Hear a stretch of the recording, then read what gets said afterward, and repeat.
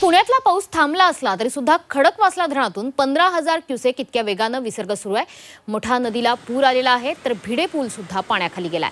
खडकवासला धरणातून 15,000 क्युसेक इतक्या वेगाने विसर्ग सुरू असल्याने आता नागरिकांना सतर्कतेच्या सूचना देण्यात आल्या आहेत। दरम्यान पुण्यावरील भिडे पुरावरून आढावा घेतलाय आमचे प्रतिनिधी चंद्रकांत फुंदे यांनी। पाऊस आज थांबला असला तरी या मोठा नदीला मात्र पूर आलेला आहे, कारण वरती खडकवासला धरणात 15,000 क्युसेकचा विसर्ग सुरू आहे रात्रीपासूनच। म्हणून आपण बघतो हा भिडे पूल पाण्याखाली जाण्यासाठी खरं तर तमाम पुणेकरच नाही तर माध्यमही अगदी आतुरतेने वाट पाहत असतात, पण अद्याप तो काय पाण्याखाली गेलेला नाही, पाणी त्याच्या खालून लागलेलं आहे।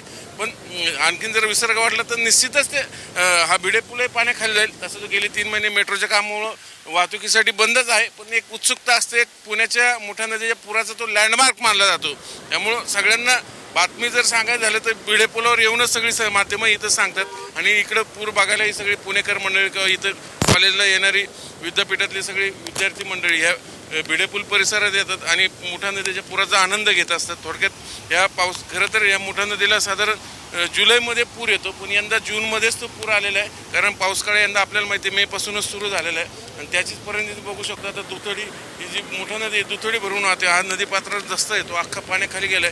त्याच्यात पार्क केलेली वाहने ऑलरेडी पाण्याखाली गेलेत। काही पूर पाहायला आलेले विद्यार्थिनी आहेत, आपण त्यांना सांगितलं इकडे कशाला आले काय?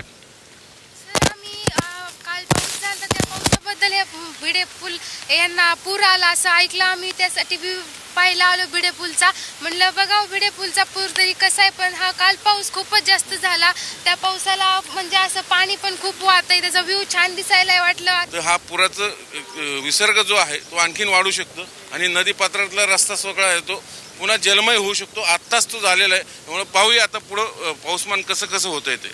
व्हिडिओ जर्नलिस्ट विकी कांबळेसह चंद्रकांत फुंदे, झे मीडिया, पुणे।